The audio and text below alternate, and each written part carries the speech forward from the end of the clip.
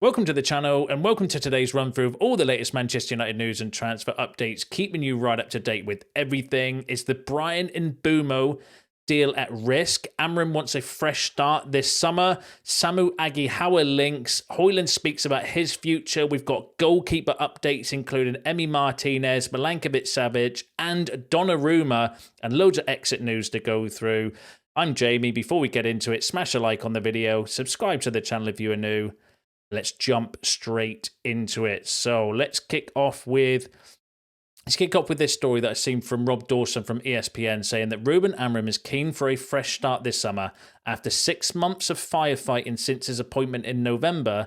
That means having new signings ready and available ahead of the pre-season tour of the United States next month. Now, we've heard Amorim himself stress the importance of this particular summer with there being no World Cup, no interruptions.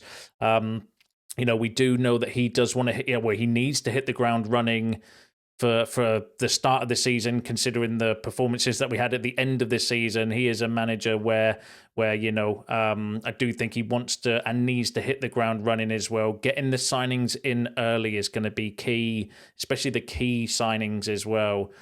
And I kind of rate that, but it's not just down to him. The club have to act quickly. And I think that we are seeing signs that we are looking to get deals done quite quick. We've obviously got Cunha done already. I think people overlook that because I can't remember the last time we signed a top player on the first day of the transfer window opening. We are in current negotiations with Mbeumo. The rest is where I think it becomes a little bit tricky, though, because we are then in a position where we'll have to sell to buy.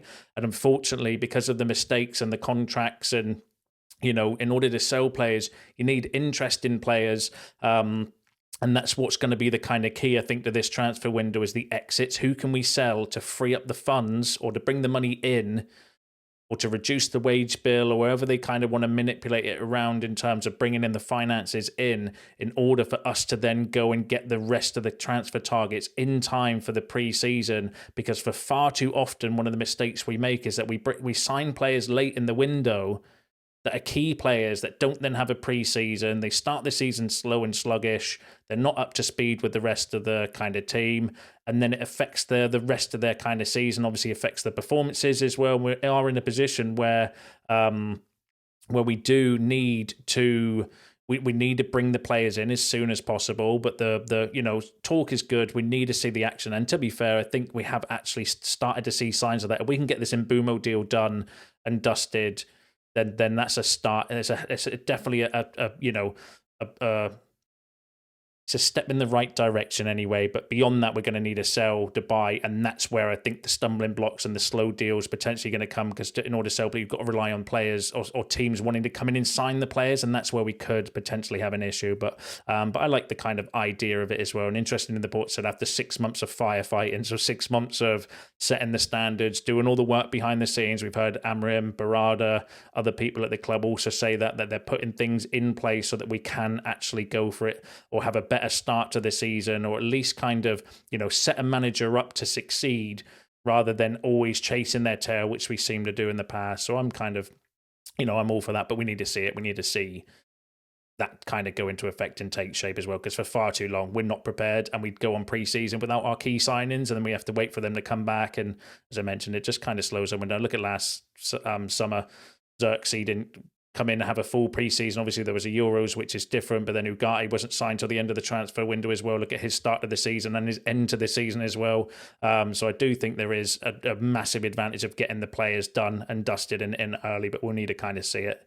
Now, one player that I've just mentioned there, Bryan Mbeumo, that seems to be the next player that we're obviously working on. We're in negotiations. The latest there is that the Muppeteers were saying that talks with Brentford are progressing well. There are still 3 major factors that need to be sorted for the deal to be finalised, such as the structure of the deal, an agreeable full fee, and the correct add-ons. And it kind of links in what I mentioned a bit yesterday. That's where we seem to be at with this deal. It's just how much are we going to pay up front for Mbeumo from Brentford? So, like Cunha, we've paid his release clause, but we've done it in 3 instalments. So it's basically £20 million a year over the next 3 years. It's working out that kind of payment structure with Mbeumo, and that has an impact on the rest of our transfer budget as well, because if it's similar where it's £20 million, maybe we then have or £20 million over 3 years, for example, to get to the £60 million. Maybe we then have money to go and get another deal done nice and early without having to sell. Or if they want £30 million over 2 years, for example, that means we might not have the money until we sell somebody. So it's all kind of ironing out those sort of things with the deal regarding Mbeumo, according to the Muppeteers. Ben Jacobs, who's actually been spot on recently, saying that Manchester United is still in talks with Brentford for Mbeumo. Manchester United do not want to drag this deal on for long. If Brentford ask for a high price, United may walk away. And I think we would with any deal. We've seen it last summer with Jared Branthwaite, where Everton were asking for too much. We made 2 bids. They were still asking for, was it 70 to 80 million pounds, if memory serves me right? And then United were like, yeah, not for us. Thank you very much. We'll move on, and then obviously went for Lenny Yoro, which, you know, hindsight's a wonderful thing, isn't it? Thank you, Evan. Thanks for that. But yes, and I do think United would walk away from deals as well if it becomes, you know, and we need to be careful with that because we're always going to get the Man United tax. So I think that's difficult for any ownership or negotiators to do, because when United come calling, clubs will ask for a little bit more money and they'll be stubborn with that as well. It's just, let's not be stupid with the Man United tax. Let's not pay, you know, £90 million for a player that we valued at £40 million. That's stupid. But if we value him at 40 and the club want 45, that's probably okay and an acceptable Man United tax. It'll be better if we didn't have any. Unfortunately, that's where we are. We're one of the biggest clubs in the world and one of the richest clubs in the world. So clubs are going to take advantage of that when we come calling for their players, and that's just the way. That's the way that it is. But Ben Jacobs saying, yeah, if it goes too high, we'll walk away. The Mirror, interestingly, though, was saying that Thomas Frank has told Spurs he wants them to rival Manchester United for Bryan Mbeumo. Frank is set to be confirmed as Ange Postecoglou's successor next week and is keen to take Brentford's in-demand forward with him to Spurs.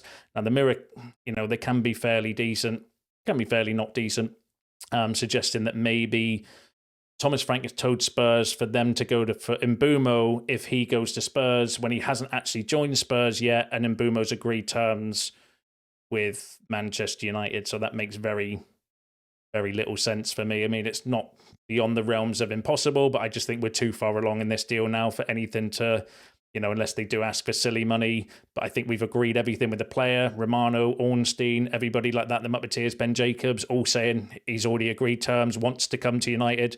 Apparently is a Man United fan as well, so I'm not overly concerned by that. That feels a little bit, you know, maybe clickbait story for me personally, but we'll keep an eye on it for you. Obviously, you can never say never in the transfer window.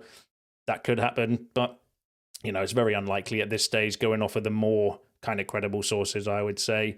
And the Muppeteers said that Manchester United and Brentford are close to agreeing the overall fee for Bryan Mbeumo, so it's ticking along. I don't think there's been that many updates as of now, apart from that one from the Mirror, kind of throwing a spanner in the works as well. But again, for me personally, I'd want to see a bit more credibility before getting worried about this deal falling through. I think it's too far along in the negotiations, but never say never. Never say never, but we'll keep an eye on it for you. Give us your thoughts and feelings on that in the comments below, as I'm sure you will.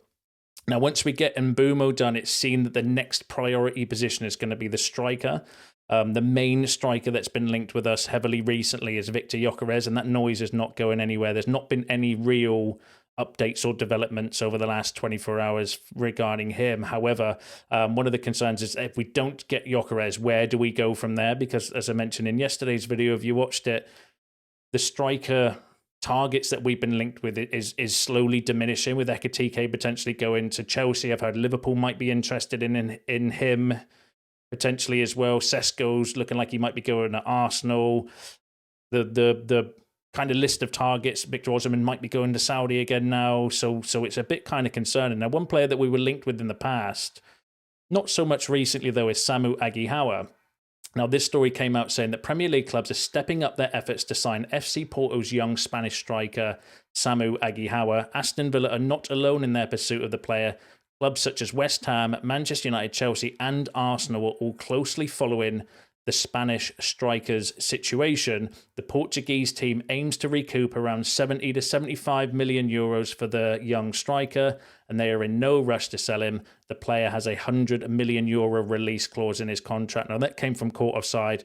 Court Offside have some good credible journalists and some, not so credible journalists working for them. This came, unfortunately, from one of their not so credible journalists. And going back to the original story, it was kind of saying Aston Villa might be looking at Aguilar, and then it felt a little bit clickbaity to me, that one, just linking Manchester United and a few other teams with him to generate kind of views and clicks. I don't think we have that sort of money available for a striker, even though it's a priority position. We are still going to be tight in terms of funds, not because we can't spend money, because from a PSR perspective, we can. It's just we don't have the money to spend unless we generate money through player sales. So we're in a sell to buy situation when it comes to the transfer market. And I think 70 to 75 million, that's a bit too much, I think. He looks a good player, though.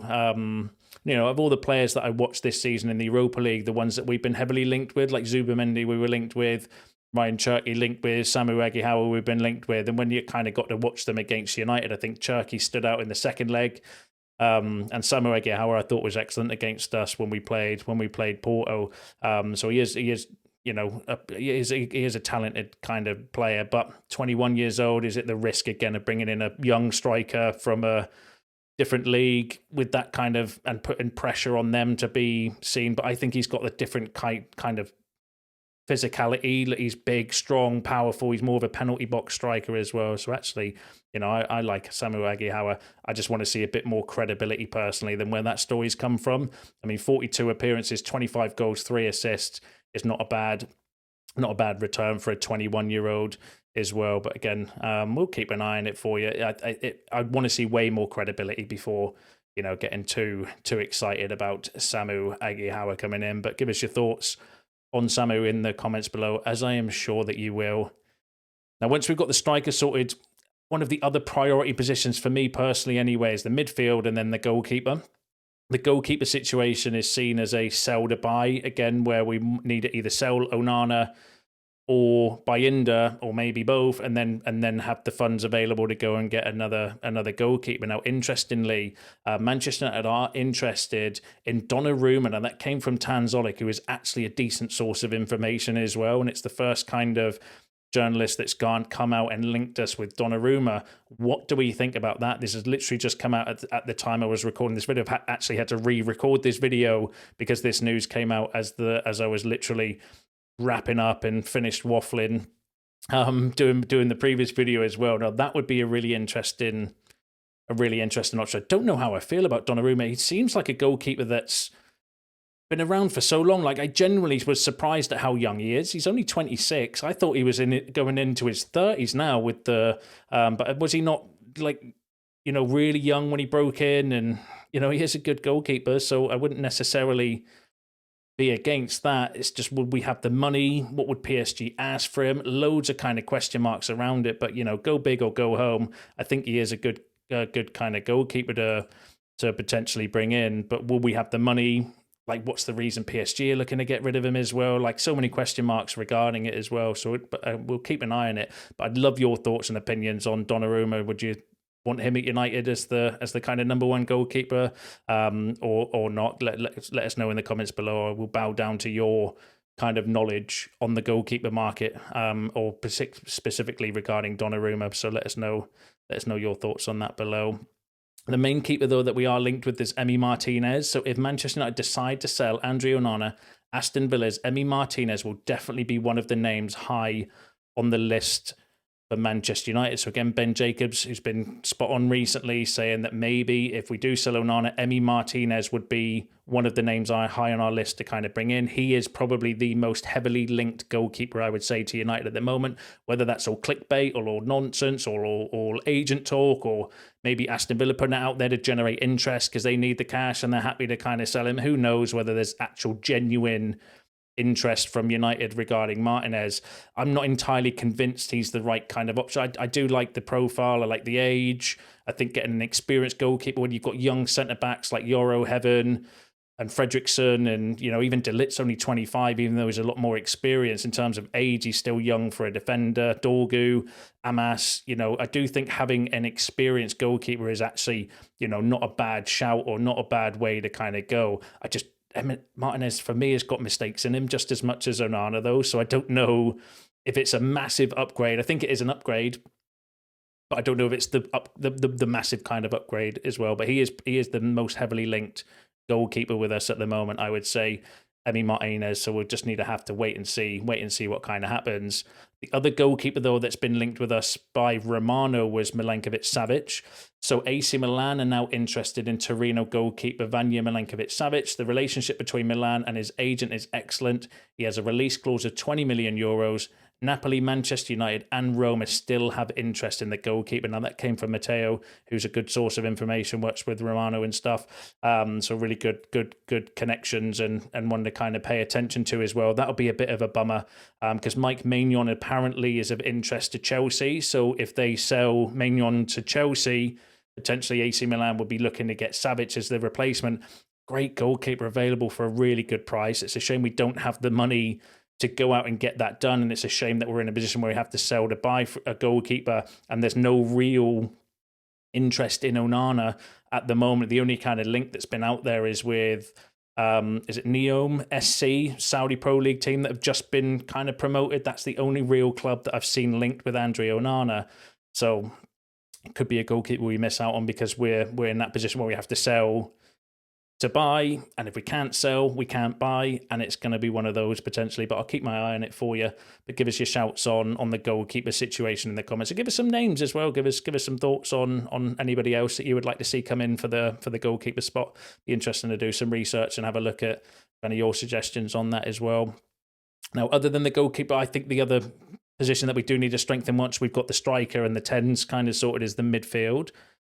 Now, Team Talk, who I would say take with a pinch of salt to start with, because they are a rumour and a gossip outlet that literally says it in their kind of Twitter bio, have said that Bayern Munich are open to selling a midfielder João Paulinho, with sources informing Team Talk they will consider offers worth around £25 million or 30 to 34 million euros amid interest from Manchester United and Fulham. I'd want to see a bit more credibility on that personally. I think Paulinho was someone that we were looking at before he went to Bayern Munich. Whether he would still be a player of interest to bring back, who knows? I'd want to see way more credibility though than where it was sourced from in Team Talk. They are a rumor and a gossip kind of outlet. It's the first time I've heard us being linked with him as well. So I would say at the moment, take that with a bit of a pinch of salt. I would keep my eye on it for you though. If any more credibility comes out, or we get linked with him again, obviously I'm going to bring it to you. But give us your thoughts on that in the comments. Now, as I mentioned, one of the big areas that one of the things that we need to do in order to move forward in the transfer window, and again, have the kind of, the start to the pre-season that Amorim is looking for, we need to sell players. We need to kind of remove some players, one for the money to come in so that we can spend more money, but then also to reduce the wage bill, which again gives us a bit more wiggle room from a PSR or from a budget perspective as well. So let's go through all that exit talk. So Manchester United are working on solutions for Rashford, Sancho, Garnacho and Antony. The hope is that departures can be sorted swiftly, but it will not be easy. Marcus Rashford spending another season on loan has not been ruled out by Manchester United. So Rob Dawson, suggesting they're the names that we're obviously looking to sell. Brought you the news yesterday regarding Garnacho, definitely kind of going. Antony, Sancho, we know are on the list of kind of going as well. And Rashford, potentially another loan for Marcus Rashford. I mean, it is what it is, but I'll keep an eye on that one for you. Now, let's go through. There's been some updates on a few of the players mentioned there. So there is tentative interest from West Ham for Jadon Sancho, but he would smash their wage structure. Again, Rob Dawson saying that maybe West Ham might be interested in Jadon Sancho, although not sure how they would afford his wages, because if he's turned down a contract offer from Chelsea, it's one of these. And then the Sun was saying, though, that there is also Saudi interest in Jadon Sancho. Now, the Sun are the Sun, so I would say take that with a pinch of salt, but that would maybe be a solution. The talk with Galatasaray with Sancho as well, apparently they might be interested in him.